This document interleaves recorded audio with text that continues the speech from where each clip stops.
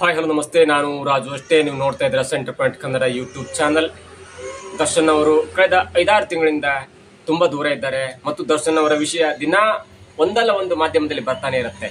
ಅದಕ್ಕೆಲ್ಲ ಕಾರಣ ನಿಮಗೂ ಗೊತ್ತಿದೆ ಮತ್ತು ಇಡೀ ಪ್ರಪಂಚಕ್ಕೆ ಗೊತ್ತಿದೆ. ಅಂದ್ರೆ ದರ್ಶನ್ ಅವರ ಅಭಿಮಾನಿಗೆ ಗೊತ್ತಿದೆ ಮತ್ತು ದರ್ಶನ್ ಅವರನ್ನ ಇಷ್ಟಪಡುವಂತ ಅನೇಕರಿಗೆ ದರ್ಶನ್ ಅವರ ಈಗಿನ ಸ್ಥಿತಿ ಗೊತ್ತಿದೆ ಮತ್ತು ಈಗಿನ ಗೊಂದಲಗಳ ಬಗ್ಗೆ ಗೊತ್ತಿದೆ.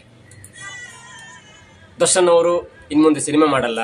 ದರ್ಶನ್ ಅವರು ತಮ್ಮ ಎಲ್ಲ ಸಿನಿಮಾ ಪ್ರಾಜೆಕ್ಟ್ ಗಳನ್ನ ಕೈ ಬಿಟ್ಟಿದ್ದಾರೆ. ದರ್ಶನ್ ಅವರು ಈಗಾಗಲೇ ತೆಗೆದುಕೊಂಡಂತ 2 ಸಿನಿಮಾಗಳ ಅಡ್ವಾನ್ಸ್ ಕೂಡ ವಾಪಸ್ ಕೊಟ್ಟಿದ್ದಾರೆ ಅನ್ನುವಂತ ಒಂದು ವಿಷಯ ಈಗಾಗಲೇ ಒಂದು ವಾರದಿಂದ ಹರಿದಾಡ್ತಾ ಇತ್ತು ಮತ್ತು ದರ್ಶನ್ ಅವರಿಗೆ ಬೆನ್ನು ಜಾಸ್ತಿ ಆಗಿದೆ. ಅವರು ಆಪರೇಷನ್ ಮಾಡಿಸ್ಕೊಳ್ಬೇಕಾಗತ್ತೆ. ಹಾಗಾಗಿ ಸಿನಿಮಾ ರಂಗದಿಂದ ಅವರು ದೂರ ಇರ್ತಾರೆ ಅನ್ನುವಂತ ಮಾತು ಕೂಡ ಕೇಳಿ ಬರ್ತಾನೆ ಇತ್ತು. ಒಪ್ಕೊಂಡಂತ ಮತ್ತು ಅರ್ಧ ಶೂಟಿಂಗ್ ಆದಂತ ಡೆವಿಲ್ ಸಿನಿಮಾವನ್ನ ಮಾತ್ರ ಹೀಗಾದ್ರೂ ಮಾಡಿ ಮುಗಿಸ್ತಾರೆ ಅನ್ನುವಂತ ಅನೇಕ ಚರ್ಚೆಗಳು ನಡೆದವು. ಸುದ್ದಿ ಮಾಧ್ಯಮದಲ್ಲಿ ದೊಡ್ಡ ಚರ್ಚೆ ಆಯಿತು, ಸೋಷಿಯಲ್ ಮೀಡಿಯಾದಲ್ಲಿ ದೊಡ್ಡ ಚರ್ಚೆ ಆಯಿತು. ಅದಕ್ಕೆ ಯಾರೂ ಕೂಡ ನಕಾರವನ್ನ ಎತ್ತಿರಲಿಲ್ಲ. ಕೇಳಿ ದರ್ಶನ್ ಅವರು 6-7 ತಿಂಗಳಿಂದ ಅನುಭವಿಸುವಂತ ಕಷ್ಟ ಎಲ್ಲರಿಗೂ ಗೊತ್ತಿದೆ. ಅವರ ಅಭಿಮಾನಿಗಳಿಗಂತೂ ದೊಡ್ಡ ಬೇಸರ ಸಂಗತಿ. ಅದಕ್ಕೆ ಕಾರಣ ಯಾರು, ಯಾಕಾಯ್ತು ಅನ್ನೋದನ್ನ ಒಂದ್ ಕಡೆ ಇಟ್ರೆ ದರ್ಶನ್ ಅವರ ಮುಂದಿನ ಪ್ಲಾನ್ ಏನು ಅನ್ನೋದು ಅನೇಕರಿಗೆ ಗೊಂದಲ ಇತ್ತು. ಜೊತೆಗೆ ಇದೇ ಫೆಬ್ರವರಿ 16ರಂದು ದರ್ಶನ್ ಅವರ ಬರ್ಡೇ ಕೂಡ ಇದೆ. ದರ್ಶನ್ ಅವರಿಗೆ ವಿಶ್ ಮಾಡ್ಬೇಕಂತ ಅನೇಕರು, ಸಾವಿರಾರು ಜನ, ಲಕ್ಷಾಂತರ ಅಭಿಮಾನಿಗಳು ಕೂಡ ದರ್ಶನ್ ಅವರನ್ನು ನೋಡ್ಲಿಕ್ಕೆ ಕಾಯ್ತಾ ಇರ್ತಾರೆ. ಯಾಕಂದ್ರೆ ದರ್ಶನ್ ಅವರು 6-7 ತಿಂಗಳಿಂದ ಅಭಿಮಾನಿಗಳಿಗೆ ಮುಖಾಮುಖಿ ಆಗ್ಲಿಲ್ಲ, ಅಭಿಮಾನಿಗಳ ಜೊತೆ ಫೋಟೋ ತೆಗೆಸ್ಕೊಂಡಿಲ್ಲ, ಅಭಿಮಾನಿಗಳು ದರ್ಶನ್ ಜೊತೆ ಫೋಟೋ ತೆಗೆಸ್ಕೊಂಡಿಲ್ಲ. ಹೀಗೆ ಅನೇಕ ಕಾರ್ಯಕ್ರಮಗಳಿಗೆ ದರ್ಶನ್ ಅವರು ಹೋಗಿಲ್ಲ, ದರ್ಶನ್ ಅವರ ಮಾತು ಕೇಳಿಲ್ಲ. ಹೀಗೆ ಅಭಿಮಾನಿ ಮತ್ತು ದರ್ಶನ್ ಅವರ ಮಧ್ಯೆ ತುಂಬಾ ದೊಡ್ಡ ಗ್ಯಾಪ್ ಆಗಿತ್ತು 5-6 ತಿಂಗಳಿಂದ ಅಥವಾ 7-8 ತಿಂಗಳಿಂದ ಹೇಳ್ಬೋದು. ಈಗಾದ್ರೂ ಅಂದ್ರೆ ಫೆಬ್ರವರಿ 16ರಂದು ದರ್ಶನ್ ಅವರ ಬರ್ಡೇ ಇದೆ. ದರ್ಶನ್ ಅವ್ರನ್ನ ಅಟ್ಲೀಸ್ಟ್ ದೂರದಿಂದ ಆದ್ರೂ ನೋಡ್ಬೋದಾ ಅನ್ನುವಂತ ಅನುಮಾನ, ಕುತೂಹಲ ಅಥವಾ ಸಂದೇಹ ಎಲ್ಲ ಕೂಡ ಅಭಿಮಾನಿಗಳಿಗಿತ್ತು. ಅವೆಲ್ಲಕ್ಕೂ ತೆರೆ ಎಳೆಬೇಕು ಅಂತ ದರ್ಶನ್ ಅವರು ಬರೋಬ್ಬರಿ 7-8 ತಿಂಗಳ ನಂತರ ಅಭಿಮಾನಿಗಳಿಗೆ ಒಂದು ಸಂದೇಶವನ್ನು ಕಳಿಸಿದ್ದಾರೆ. ಅಂದ್ರೆ ಅವರು ತಮ್ಮ ಸೋಷಿಯಲ್ ಮೀಡಿಯಾದ ಒಂದು ಖಾತೆಯಲ್ಲಿ ಸರಿಸುಮಾರು ಒಂದು 6.5 ರಿಂದ 7 ನಿಮಿಷ ಇರುವಂತಹ ಒಂದು ವಿಡಿಯೋನ ಅಪ್ಲೋಡ್ ಮಾಡಿದ್ದಾರೆ. ಅಲ್ಲಿ ಸ್ವತಃ ದರ್ಶನ್ ಅವರು ಹೇಳ್ಕೊಂಡಿದ್ದಂದ್ರೆ ಅವರ ಮುಖ್ಯ ಉದ್ದೇಶ, ಮೊದಲ ಪಾಯಿಂಟ್ ಅಂದ್ರೆ ದರ್ಶನ್ ಅವರು ಹೇಳ್ತಾರೆ, ದಯವಿಟ್ಟು ನನ್ನನ್ನು ಕ್ಷಮಿಸ್ಬಿಡಿ, ನನ್ನ ಬರ್ಡೇ ಇದೇ 16ಕ್ಕೆ ಅಂದ್ರೆ ಫೆಬ್ರವರಿ 16ಕ್ಕೆ ಬರ್ಡೇ ಇದೆ. ಆದ್ರೆ ದಯವಿಟ್ಟು ನನ್ನ ಬರ್ಡೇನ ಆಚರಿಸ್ಕೊಡಲ್ಲ. ಯಾಕಂದ್ರೆ ನನ್ಗೆ ಸ್ವಲ್ಪ ಗೊಂದಲ ಇದೆ, ನನ್ಗೆ ಸ್ವಲ್ಪ ಕಷ್ಟ ಇದೆ, ನನ್ಗೆ ನಿಲ್ಲಿಕ್ಕೆ ಆಗ್ತಾ ಇಲ್ಲ, ನನಗೆ ಗಂಟೆ ನಿಲ್ಲಿಕ್ಕೆ ಆಗ್ತಾ ಇಲ್ಲ. ನಾನು ಸುಖ ಸುಮ್ಮನೆ ನಾಟಕೀಯವಾಗಿ ಬಂದು ನಿಂತ್ಕೊಳ್ಳೋದ್ರಲ್ಲಿ ನನಗೂ ಖುಷಿ ಅನ್ಸಲ್ಲ. ಅಥವಾ ನೀವು ಎಲ್ಲೋ ದೂರದಿಂದ ವಿಶ್ ಮಾಡೋದು, ನಾನು ಎಲ್ಲೋ ಬಾಲ್ಕನಿಯಲ್ಲಿ ನಿಂತ್ಕೊಂಡು ಕೈ ಮಾಡೋದು ನನಗೂ ಅದು ಸೋವಿತಾರಲ್ಲ. ಹಾಗಾಗಿ ಕೆಲವೊಂದು ಸಮಯ ನನಗೆ ಟೈಮ್ ಕೊಡಿ, ನಾನು ಒಂದಿನ ನಿಮ್ಗೆ ಮೀಟ್ ಆಗೇ ಆಗ್ತೇನೆ. ಆದ್ರೆ ಆ ಕಾಲ ನಾನು ಈಗ ಹೇಳಲಿಕ್ಕೆ ಆಗಲ್ಲ. ಯಾಕಂದ್ರೆ ನನಗೆ ಸ್ವಲ್ಪ ಗೊಂದಲ ಇದೆ, ನನಗೆ ಸ್ವಲ್ಪ ಕಷ್ಟ ಇದೆ, ನಮ್ಗೆ ಸ್ವಲ್ಪ ತ್ರಾಸಿದೆ. ಆದ್ರೆ ಇಂಥ ಕಷ್ಟದ ಸಮಯದಲ್ಲೂ ನೀವು ನನಗೆ ಕೈ ಹಿಡಿದಿದ್ರಿ, ತುಂಬಾ ಪ್ರೀತಿ ಕೊಟ್ಟಿದ್ರಿ, ದೇವರಲ್ಲಿ ಬೇಡ್ಕೊಂಡಿದ್ರಿ ನನಗೆ ಒಳ್ಳೇದಾಗ್ಲಿ ಅಂತ. ಅವೆಲ್ಲಕ್ಕೂ ಕೂಡ ನಾನು ತುಂಬಾ ಚಿರೋಣಿಯಾಗಿದ್ದೇನೆ. ನಿಮ್ಮನ್ನ ಒಂದಿನ ಭೇಟಿ ಆಗ್ತೇನೆ. ಆದ್ರೆ ಯಾವುದೇ ಕಾರಣಕ್ಕೂ ಫೆಬ್ರವರಿ 16ರಂದು ಮನೆ ಹತ್ರ ಬರ್ಲಿಕ್ಕೆ ಹೋಗ್ಬೇಡಿ, ಯಾರಿಗೂ ತೊಂದರೆ ಕೊಡ್ಬೇಡಿ. ಈ ನಿಮ್ಮ ಅಭಿಮಾನವನ್ನ ನಾನು ಯಾವತ್ತೂ ಹೃದಯದಲ್ಲಿ ಇಟ್ಕೊಳ್ತೇನೆ ಅಂತ ಒಂದು ಮಾತನ್ನು ಹೇಳ್ತಾರೆ. ಆನಂತರ ಅವರು ಅನೇಕ 5-6 ಪಾಯಿಂಟ್ ಅನ್ನು ಹೇಳ್ತಾರೆ. ನಾನು ಒಂದೊಂದೇ ಪಾಯಿಂಟ್ ಅನ್ನು ಹೇಳಲಿಕ್ಕೆ ಹೋಗ್ತೇನೆ. ಅವ್ರು ಹೇಳ್ತಾರೆ, ನನಗೆ ಆಪರೇಷನ್ ಆಗ್ಲೇಬೇಕಾಗಿದೆ, ನನಗೆ ಸ್ಪೈನಲ್ ಕಾರ್ಡ್ ಸಮಸ್ಯೆ ಇದೆ, ಬೆನ್ನು ನೋವಿದೆ, ನನಗೆ ಆಪರೇಷನ್ ಅಂತೂ ಕಟ್ಟಿಟ್ಟು ಬುತ್ತಿ, ಅದನ್ನ ಆಪರೇಷನ್ ಮಾಡ್ಲೇಬೇಕಾಗಿದೆ. ಆದ್ರೆ ಕೆಲವೊಂದು ಗೊಂದಲ ಇದೆ ನನಗೆ, ಹಾಗಾಗಿ ಅದಕ್ಕೆ ಸ್ವಲ್ಪ ಟೈಮ್ ಬೇಕಾಗುತ್ತೆ. ಈಗಾಗಲೇ ತುಂಬಾ ಟೈಮ್ ವೇಸ್ಟ್ ಆಗಿದೆ ಅಂತ ಹೇಳ್ತಾರೆ. ಆನಂತರ ಅವ್ರು ಹೇಳ್ತಾರೆ, ಪ್ರೀತಿಯಿಂದ ಸೆಲೆಬ್ರಿಟಿಗಳು ನೀವು ನನ್ನ ಕಾಯ್ತಾ ಇರ್ತೀರಾ, ನಾನು ಒಂದಿನ ನನಗೆ ನಿಮ್ಮನ್ನು ಸಿಗ್ತೇನೆ, ನನ್ಗೆ ಸ್ವಲ್ಪ ಟೈಮ್ ಕೊಡಿ. ಆದ್ರೆ ಆ ಟೈಮ್ ಯಾವಾಗಂತ ಹೇಳಲಿಕ್ಕೆ ಆಗಲ್ಲ ಅಂತ ಹೇಳ್ತಾರೆ.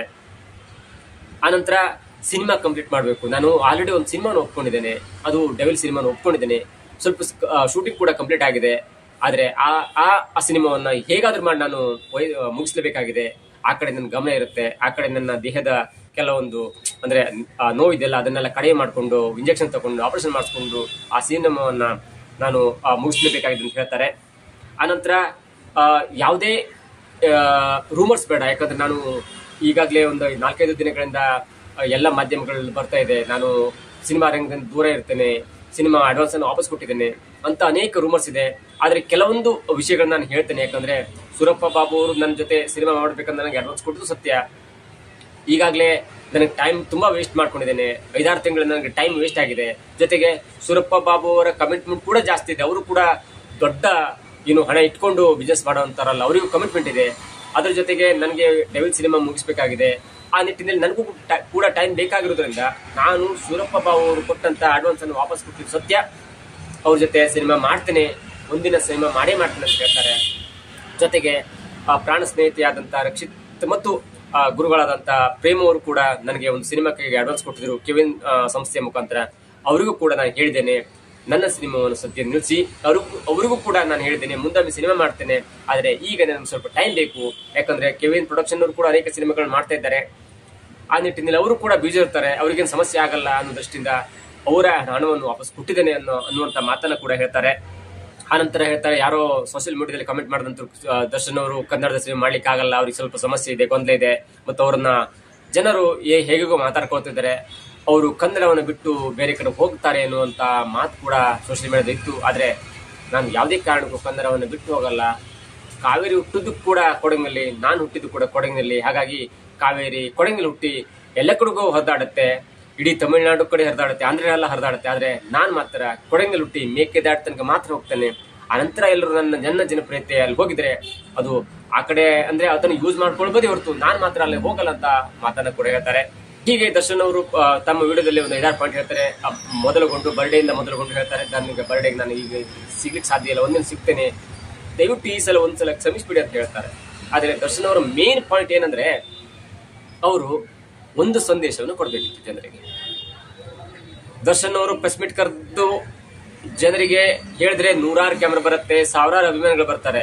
ಒಂದಿನ ಡೇಟ್ ಕೊಟ್ಟು ದರ್ಶನ್ ಅವರು ತಮ್ಮ ಎಲ್ಲ ಗೊಂದಲಗಳಿಗೆ ತೆರೆ ಎಳಿತಾರೆ ಅಂತ ಹೇಳೋಗಿದ್ರೆ ಅವರಿಗೆ 100 ಜನ ಕ್ಯಾಮ್ರಾ ಬರ್ತಾರೆ, 100 ಜನ ಮೀಡಿಯಾದವ್ರು ಬರ್ತಾರೆ, 100 ಸೋಷಿಯಲ್ ಮೀಡಿಯಾ ಬರ್ತಾರೆ, ಲಕ್ಷಾಂತರ ಅಭಿಮಾನಿಗಳು ಬರ್ತಾರೆ ದರ್ಶನ್ ಅವ್ರು ನೋಡ್ಲಿಕ್ಕೆ. ಅಂದ್ರೆ ದರ್ಶನ್ ಅವರಿಗೆ ಮತ್ತು ಫ್ಯಾನ್ಸ್ ಗಳ ಮಧ್ಯೆ ದೊಡ್ಡ ಗ್ಯಾಪ್ ಆಗಿತ್ತಲ್ಲ, ಅದನ್ನ ಫಿಲ್ ಮಾಡ್ಕೊಳ್ಳಿಕ್ಕೆ ಅಥವಾ ತನ್ನನ್ನು ಇಲ್ಲಿ ತನಕ ಸಪೋರ್ಟ್ ಮಾಡಿದಂತ ಕರ್ನಾಟಕ ಜನತೆಗೆ ಥ್ಯಾಂಕ್ಸ್ ಹೇಳಬೇಕಿತ್ತು. ಮುಖ್ಯವಾದ ಉದ್ದೇಶ ದರ್ಶನ್ ಅವರು ಆ ವಿಡಿಯೋ ಅಪ್ಲೋಡ್ ಮಾಡಿದ ಮುಖ್ಯವಾದ ಉದ್ದೇಶ ಅಂದ್ರೆ ಅದು ದರ್ಶನ್ ಅವರು ತಮ್ಮ ಅಭಿಮಾನಿಗಳಿಗೆ, ತನ್ನ ಪ್ರೀತಿ ತೋರಿಸಿದಂತ, ತಮಗೆ ಪ್ರೀತಿ ತೋರಿಸಿದಂತ ಸೆಲೆಬ್ರಿಟಿಗಳಿಗೆ ಒಂದು ಥ್ಯಾಂಕ್ಸ್ ಹೇಳಬೇಕಿತ್ತು. ಆ ಥ್ಯಾಂಕ್ಸ್ ಹೇಳುವಂತ ಉದ್ದೇಶದಿಂದ ಮಾಡಿದಂತೆ ವಿಡಿಯೋವೇ ಈ ವಿಡಿಯೋ. ಅಂದ್ರೆ ಈಗ ಹೇಳಿದ್ರಲ್ಲ ದರ್ಶನ್ ಅವರು 6-7 ಪಾಯಿಂಟ್ ಹೇಳಿದ್ರಲ್ಲ, ಅದರ ಮುಖ್ಯವಾದ ಉದ್ದೇಶ ಅಂದ್ರೆ ತನ್ನ ಸೆಲೆಬ್ರಿಟಿಗಳಿಗೆ, ತನ್ನನ್ನ ಬೆಳೆಸಿದಂತ, ತನ್ನನ್ನು ಈ ಕಷ್ಟ ಕಾಲದಲ್ಲೂ ಸಪೋರ್ಟ್ ಮಾಡಿ ಎತ್ತಿ ಹಿಡಿದು ತನ್ನ ಎಲ್ಲಾ ಗೊಂದಲಗಳನ್ನ ಮರೆತು ತನ್ನನ್ನು ಸಪೋರ್ಟ್ ಮಾಡಿದಂತ ಸೆಲೆಬ್ರಿಟಿಗಳಿಗೆ ಒಂದು ಥ್ಯಾಂಕ್ಸ್ ಹೇಳಬೇಕಿತ್ತು. ಆ ಕೆಲಸವನ್ನ ಕೇವಲ ಒಂದು ವಾಟ್ಸಪ್ ಗ್ರೂಪ್ ಅಲ್ಲೋ ಅಥವಾ ತಮ್ಮ ಸೋಷಿಯಲ್ ಮೀಡಿಯಾದಲ್ಲಿ ಥ್ಯಾಂಕ್ಸ್ ಫಾರ್ ಸೆಲೆಬ್ರಿಟಿ ಅಂತ ಹೇಳಿದ್ರೆ ಕಡಿಮೆ ಆಗುತ್ತೆ ಅನ್ನೋ ದೃಷ್ಟಿಯಿಂದ ಅವರು ಸುದೀರ್ಘವಾದ 6ರಿಂದ 7 ನಿಮಿಷಗಳ ಕಾಲ ತುಂಬಾ ಸ್ಪಷ್ಟವಾಗಿ ಹೇಳ್ತಾರೆ. ಅಂದ್ರೆ ಪರೋಕ್ಷವಾಗಿ ತಮ್ಮ ಅಭಿಮಾನಿಗಳಿಗೆ ಥ್ಯಾಂಕ್ಸ್ ಹೇಳುವ ಉದ್ದೇಶದಿಂದ ಮಾಡಿದಂತ ಒಂದು ಆ ವಿಡಿಯೋ. ದರ್ಶನ್ ಹಾಗೆ ಮಾಡಲಿಲ್ಲ. ಬರೋಬ್ಬರಿ 10 ದಿನಗಳ ಹಿಂದೆ ಕೂಡ ಅವರು ಒಂದು ವಿಡಿಯೋನ ಬಿಟ್ಟು ತಮ್ಮ ಅಭಿಮಾನಿಗಳಿಗೆ ಇಲ್ಲಿಯ ತನಕ ತೋರಿಸಿದಂತ, ಮುಖ್ಯವಾಗಿ ಕಳೆದ 7-8 ತಿಂಗಳಿಂದ ಅಭಿಮಾನಿಗಳು ತಮಗೆ ತೋರಿಸಿದಂತ ಒಂದು ಪ್ರೀತಿ ಇದೆಯಲ್ಲ, ಆ ಪ್ರೀತಿಗೆ ತಾನು ಏನಾದ್ರೂ ಹೇಳಬೇಕಿತ್ತು. ಆ ದೃಷ್ಟಿಯಿಂದ ಹೇಳಿಕೆ ಕೊಡುವಂತ ಒಂದು ವಿಡಿಯೋ ಇದೆಯಲ್ಲ, ಅದೇ ದರ್ಶನ್ ಅವರು ಇವತ್ತು ಮಾಡಿದಂತ ಒಂದು ವಿಡಿಯೋ. ಅಲ್ಲಿ ತುಂಬಾ ವಿಷಯಗಳು ಹೇಳ್ತಾರೆ. ತನಗೆ ತ್ರಾಸ ಆಗ್ತಿದೆ, ತನಗೆ ಆಪರೇಷನ್ ಮಾಡಿಸ್ಕೊಳ್ಬೇಕು, ಆಪರೇಷನ್ ಮಾಡ್ಕೊಳ್ಳೇಬೇಕು, ನನ್ನ ಬರ್ಡೇ ಇದೆ, ಈಗ ಸಿಗ್ಲಿಕ್ಕೆ ಆಗ್ತಾ ಇಲ್ಲ, ಮುಂದೊಂದು ದಿನ ನಿಮ್ಗೆ ಸಿಗ್ತೇನೆ ಅಂತ ಹೇಳ್ತಾರೆ. ಮತ್ತೆ ಸಿನಿಮಾಕ್ಕೆ ಸಂಬಂಧಪಟ್ಟದ ವಿಷಯಗಳಲ್ಲಿ ಅಡ್ವಾನ್ಸ್ ಕೊಟ್ಟಿದ್ದಾಗ್ಲಿ, ಅಥವಾ ತಾನು ಯಾವ ಸಿನಿಮಾ ಮಾಡ್ತೇನೆ ಅಂದ್ರೆ ತಾನು ಸಿನಿಮಾ ಇಂಡಸ್ಟ್ರಿಯನ್ನ ಬಿಟ್ಟು ಹೋಗಲ್ಲ, ಅಭಿಮಾನಿಗಳೇ ನೀವೆಲ್ಲ ಸ್ವಲ್ಪ ತಡ್ರಿ, ನಾನು ಮತ್ತೆ ಕಂಬ್ಯಾಕ್ ಆಗ್ತೇನೆ, ಮತ್ತು ಹುಲಿಯ ತರ, ಮತ್ತು ಆಕ್ಟಿಂಗ್ ಅಲ್ಲಿ ರಾಜನ್ ತರ ಮತ್ತೊಂದು ಕಾಟೇರನ್ನು ಕೊಡ್ತೇನೆ, ಮತ್ತೊಂದು ಸಿಂಧೂರ ಲಕ್ಷ್ಮಣವನ್ನು ಕೊಡ್ತೇನೆ, ಮತ್ತೊಂದು ಸಂಗೊಳ್ಳಿ ರಾಯಣ್ಣ ಅನ್ನುವಂತ ಸಿನಿಮಾವನ್ನು ಕೊಡ್ತೇನೆ, ಮತ್ತೊಂದು ನನ್ನ ಪ್ರೀತಿಯ ರಾಮು ಅನ್ನುವಂತ ಸಿನಿಮಾವನ್ನು ಕೊಡ್ತೇನೆ, ಮತ್ತೆ ಕನ್ನಡ ಸಿನಿಮಾ ರಂಗದ ಯಜಮಾನನಾಗಿ ಬೆಳಿತೇನೆ ಅನ್ನುವ ಒಂದು ಸ್ಪಷ್ಟ ಸಂದೇಶ ಅಭಿಮಾನಿಗಳು ಕೊಡಬೇಕಿತ್ತು. ಮುಖ್ಯವಾಗಿ ಯಾವ ರಾಜಕಾರಣಿಗಳಿಗಾಗಲಿ, ಯಾವ ನಿರ್ಮಾಪಕರಿಗಳಿಗಾಗಲಿ, ಅಥವಾ ಯಾವುದೇ ಒಂದು ನಿರ್ದೇಶಕರಿಗಾಗಲಿ ಅವ್ರು ಹೇಳುವ ಅವಶ್ಯಕತೆ ಇಲ್ಲ. ಅವರು ಮುಖ್ಯವಾಗಿ ತಮ್ಮನ್ನ ಪ್ರೀತಿ ಮಾಡುವಂತ ಅಭಿಮಾನಿಗಳಿಗೆ ದರ್ಶನ್ ಅವರು ಒಂದು ಹೇಳಿಕೆಯನ್ನ ಕೊಡಬೇಕಿತ್ತು, ಒಂದು ಸಂದೇಶವನ್ನು ರವಾನೆ ಮಾಡಬೇಕಿತ್ತು. ಅದು ದರ್ಶನ್ ಅವರು ಬರ್ಡೇ ನೆಪದಲ್ಲಿ ಒಂದು ವಿಡಿಯೋ ಮಾಡಿ ತಮ್ಮ ಅಭಿಮಾನಿಗಳಿಗೆ ಸಂತೈಸುವ, ತಮ್ಮ ಅಭಿಮಾನಿಗಳಿಗೆ ಧೈರ್ಯ ತುಂಬುವ ಕೆಲಸವನ್ನು ಮಾಡಿದ್ದಾರೆ ಅನ್ನುವ ಮೇಲ್ನೋಟಕ್ಕೆ ಕಂಡುಬರುತ್ತೆ. ಏನೇ ಆಗ್ಲಿ, ದರ್ಶನ್ ಅವರ ಅಭಿಮಾನಿಗಳು ಈ ವಿಡಿಯೋದಿಂದ ಅಥವಾ ದರ್ಶನ್ ಅವರ ಸಂದೇಶದಿಂದ ತುಂಬಾ ಖುಷಿಯಾಗಿದ್ದಾರೆ.